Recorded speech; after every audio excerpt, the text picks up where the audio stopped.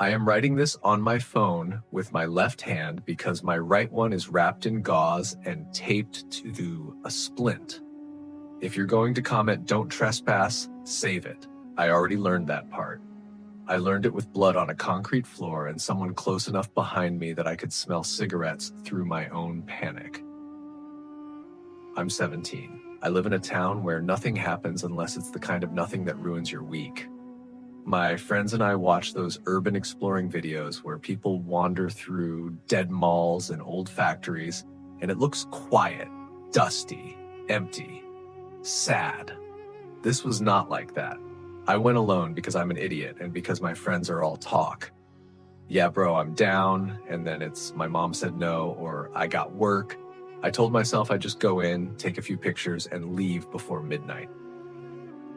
I told myself I'd be smart. I picked the Hollis Distribution Center because everyone in town knows it. Huge gray warehouse off the service road behind the old strip mall. When I was little, trucks were always coming and going. My dad used to point at it and say, "That's where all your Christmas stuff sits before it gets delivered." It shut down last year. They chained the gates and put up no trespassing signs that faded in the sun.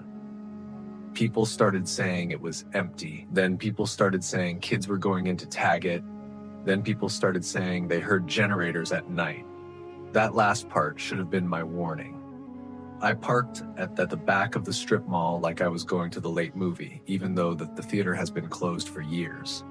I took my backpack, my cheap headlamp, a flashlight, and my phone. I wore gloves because of broken glass, and I felt stupid the whole time, like I was dressing up as someone brave. The service road was cracked and littered with shredded tire pieces. I could see the warehouse over the weeds, a long wall with loading bay doors like sealed mouths. No lights inside, no movement. I found an opening at the far end where the chain link fence had been cut and bent back. Not ripped by a storm. Cut clean, like someone used tools and did it on purpose. My stomach did that quick dip. The part of my brain that still works said, "Go home." Then the other part said, "It's just other explorers." I slipped through and walked along the wall, keeping my light off. The air smelled like wet cardboard and old oil. Somewhere, a loose metal sign clinked softly in the wind. There was a side door, steel, with a push bar. It had a fresh scrape near the handle, shiny where paint had been rubbed off. I pushed. It opened without resistance. Inside, my phone didn't fade to no service. It just flipped to SOS and then to nothing, like the building swallowed it. I told myself it was the thick concrete and all the metal. Warehouses are dead zones. I've lost signal in my own school stairwell. Still, the timing made my skin prickle. The silence hit right after, big and flat. The first room was an office area with glass panes and dusty desks. Someone had smashed a window and the glass had been swept into a neat pile in the corner. Not scattered, not random. A neat pile, like whoever did it didn't want to step on it. There was a smell in there too. Not mold, something sharper. Warmed plastic and a faint tang like exhaust that didn't belong in a room that was supposed to be cold and dead. I moved deeper, past the office, into the main floor. The warehouse opened up like an airplane hangar.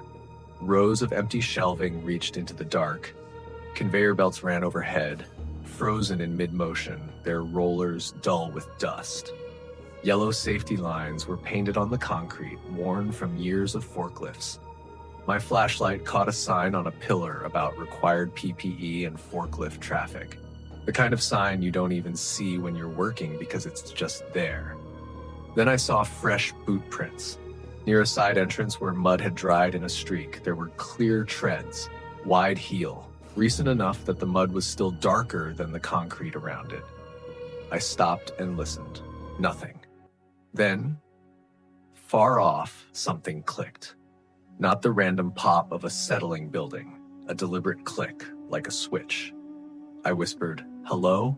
which was the dumbest thing I could have done because it told whoever was in there that I was real and I was alone. No answer. I kept walking anyway, slower, trying to find the obvious people hang out here spot. That's what those videos always show. Spray paint cans, a mattress, beer bottles. I found something worse. Near the center of the building, under one of the conveyor lines, there was a folding chair facing a blank wall. Just one chair, centered like it was placed for a reason. On the floor in front of it were 3 chalk marks in a little triangle, like someone had been measuring distance. On the chair was a cheap set of ear protection, the kind you'd wear around loud machinery. My throat tightened.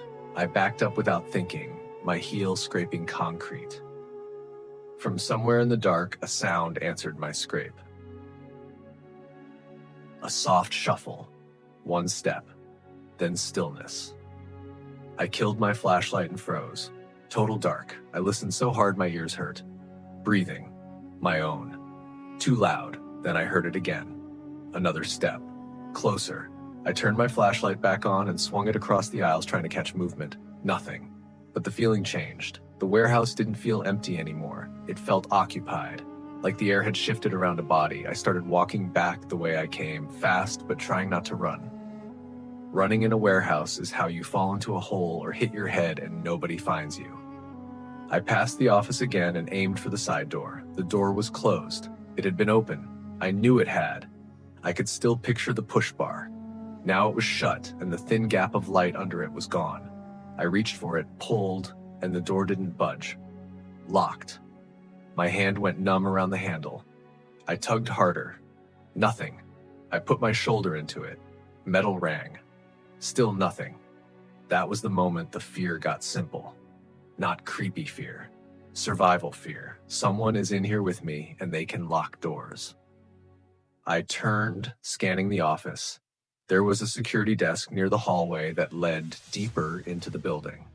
On the desk was a clipboard with a paper that said visitor log at the top. It looked old, but the pen beside it didn't.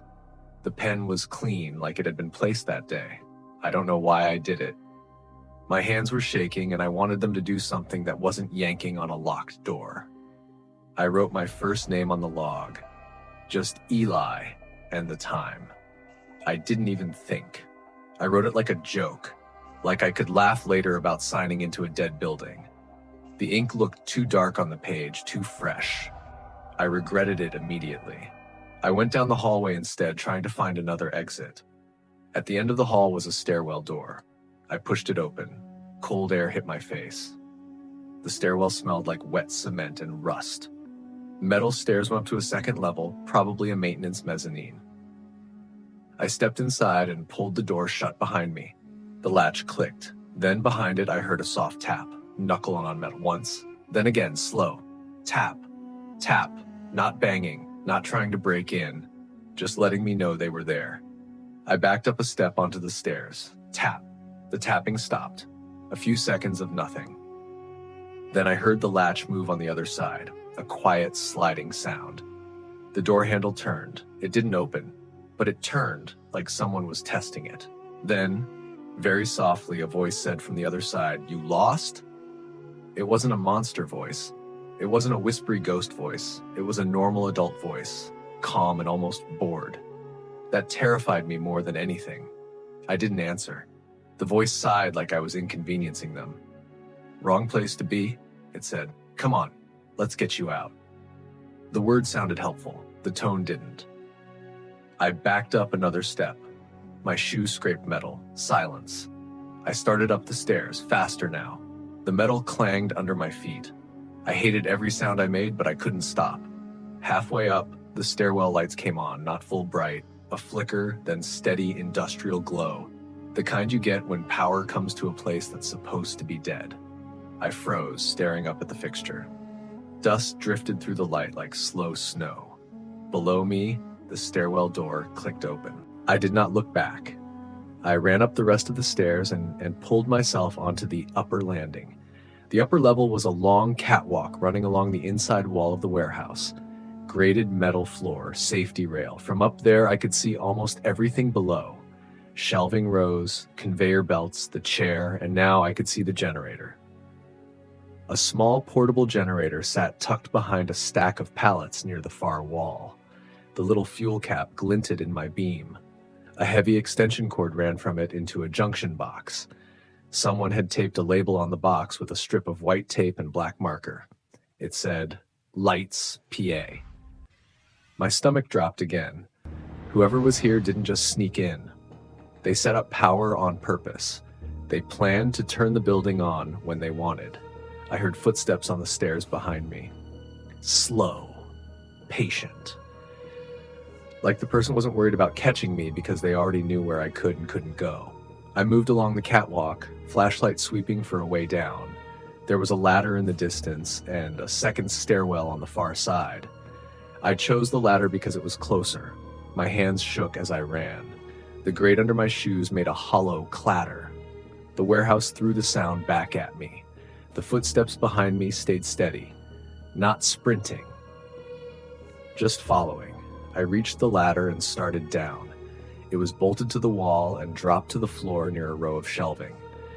I was halfway down when something hit the catwalk above me.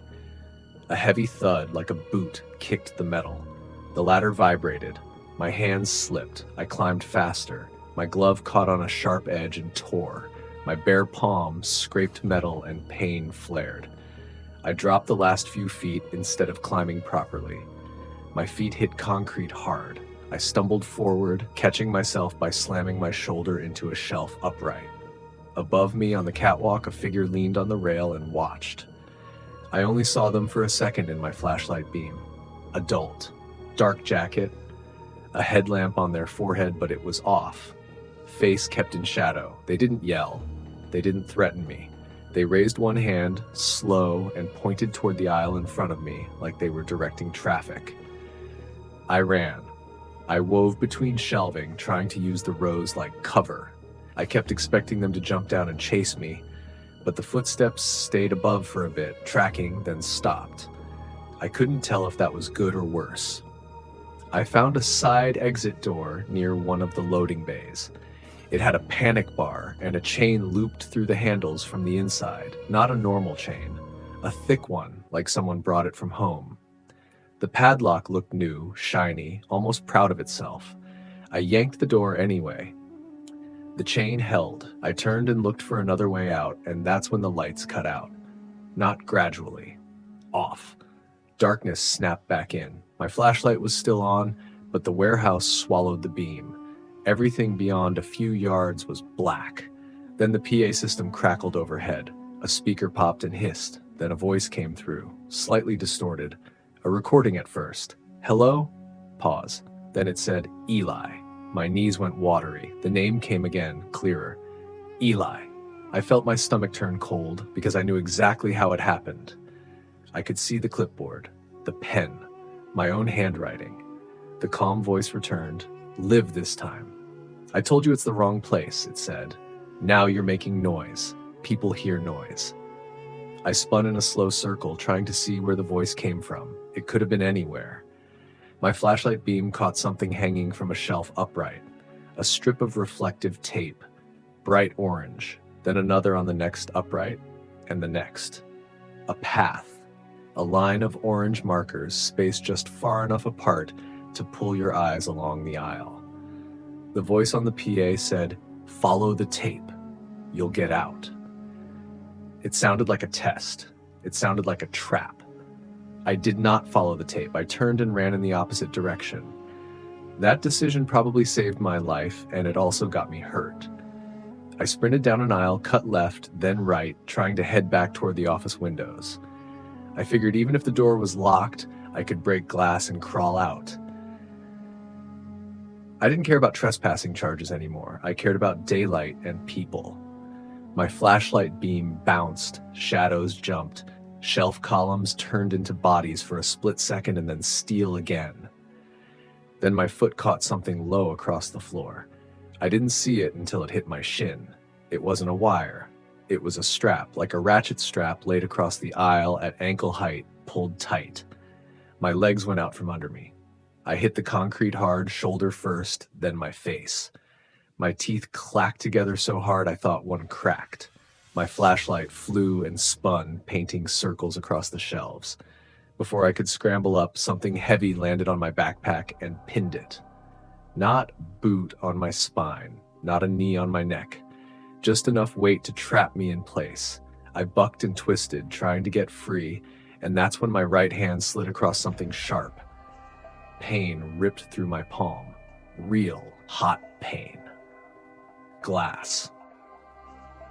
Someone had scattered broken glass right where you'd catch it yourself. I jerked my hand back and saw blood immediately, bright in the flashlight beam. I tried to close my fingers. They didn't listen right away. Above me, the calm voice spoke, not through the PA this time. Right behind my head.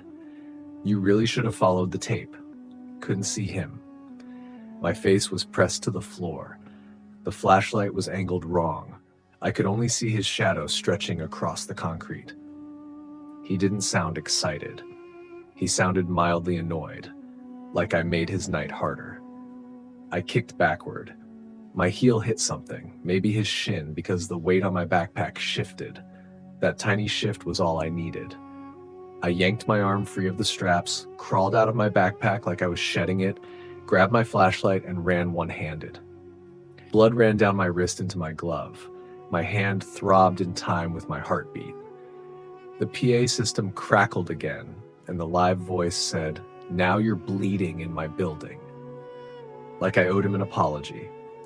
I ran toward the office area, following memory, not tape. I could taste metal in my mouth. My ankle burned from the fall, but I couldn't slow down. I shoved through the office and saw the glass panes. I raised my flashlight like a hammer and swung.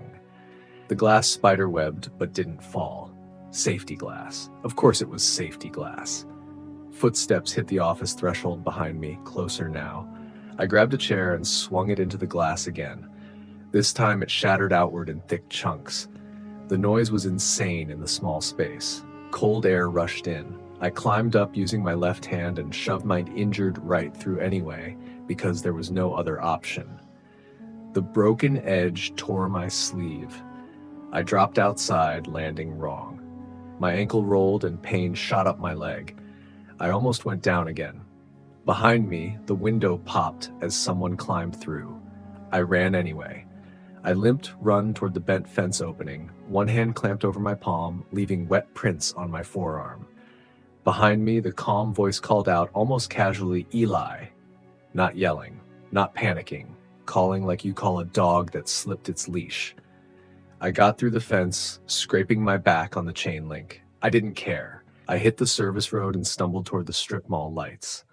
My car was a dark shape at the far end. I fumbled the keys with my left hand and nearly dropped them twice. I got inside and locked the doors so fast my fingers cramped. For a second, I just sat there, panting, staring at the warehouse in the distance. Nothing moved. No flashlight beam chased me across the road. It was like the building swallowed him again. I drove straight to the hospital. I didn't stop. I didn't call my friends. I didn't call my mom until I was sitting under fluorescent lights with a paper wristband on and a nurse telling me not to look. The waiting room smelled like coffee and antiseptic. A kid across from me had an ice pack pressed to his forehead and was trying not to cry. The TV was on a news channel with the volume down. Every few minutes, a triage door opened and that same bright smell of disinfectant rolled out. They cleaned my hand. The cut was deep enough that they asked me to try to curl my fingers and then looked at each other when my ring finger didn't move right away. They numbed it and stitched it anyway. The numbing shot burned like fire for 2 seconds, and then my palm felt huge and distant, like it belonged to someone else. They wrapped it tight and put my hand in a splint. They x-rayed my ankle, not broken, but bad enough that they wrapped it and handed me crutches. While I sat there, still shaking, my phone buzzed. A message request on an app I barely use anymore. No profile picture, no name, just one line. "You forgot something." That was it. No details, no proof, no photo. It should have been nothing. It made me feel sick anyway. The police took a report. My mom was furious in the way people get when they're scared and don't know what else to do with it. The officer asked if I saw his face. I didn't. I told them about the generator, the orange tape, the strap, the PA system, the chained doors. I told them I signed the visitor log like an idiot. The officer wrote it down and looked at me like he wanted it to fit into a neat box. Trespasser, squatter, scrapper. But those words don't explain the tape path. They don't explain the labeled junction box. They don't explain the way he spoke to me like this was routine. 2 days later, my friend drove past the warehouse in daylight just to see if anything looked different. He sent me pictures. The cut fence had been fixed, not patched, replaced, new chain link, new ties, straight as a ruler. The side door I used was painted over, fresh gray paint like someone cared about the place suddenly. The no trespassing signs were new too, crisp, with a phone number for a property management company. There was also a new camera bubble mounted above the corner of the office wing, like the kind you see outside grocery stores. Maybe it was always there and I never noticed. Maybe it wasn't. My friend called the number out of curiosity. It went to a voicemail box that wasn't set up. Maybe it was just a guy who didn't want kids in his building. Maybe it was someone running something illegal and I got too close. I can live with that explanation, even if it makes my stomach turn. What I can't stop thinking about is how fast it all tightened around me. I handed over my name because I wanted to pretend I wasn't scared, and he used it like a leash. So if you're a kid like me and you see an abandoned building and you think it's just a place to take pictures, listen. If the glass is swept, if the doors lock from the inside, if the lights come on when you didn't touch a thing, leave. And if someone offers to help you out in a voice that's too calm, do not answer. Get out before they learn anything they can repeat back to you.